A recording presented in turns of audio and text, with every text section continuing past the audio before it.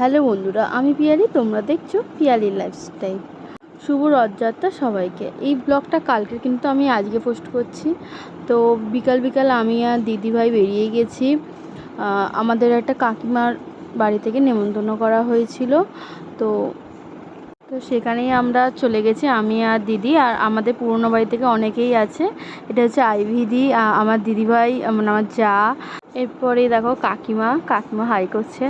তারপর যাদের বাড়িতে আমাদের নেমন্তন্ন ছিল সেই কাকিমাদেরই রথের আমরা নেমন্তন্নে গেছি।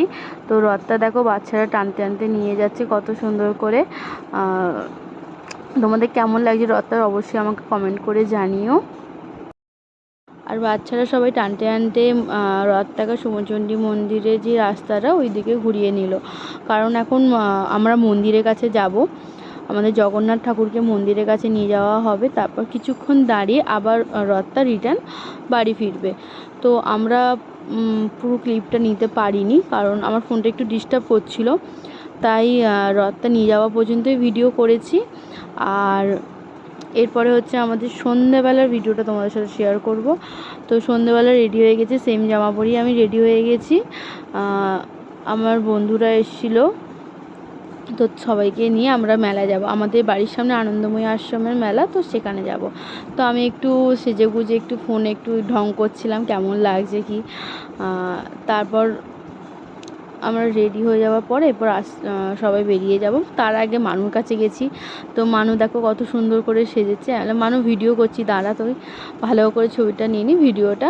তো মানু ওখানে এই যে দিদি রেডি হয়ে গেছে, আমি দিদি দুজনেই রেডি হয়ে গেছি। তো ওর বন্ধুর বউয়েরাও এসে গেছে। ওরা ওপরে বসেছিল, আমি আর দিদি সেই ফাঁকে একটু ভিডিও করে নিচ্ছিলাম। তারপর যাওয়ার সময় আর সেরকম কিছু ভিডিও নিইনি। তো এবার মেলার ভেতরে ঢুকে যা অবস্থা, এত ভিড় মানে ভাবার বাইরে। তো ওখানে যে হলুদ রঙের জামা পরে যাচ্ছে ওটা হচ্ছে সুনিতা, আমাদের পেছনেই আছে।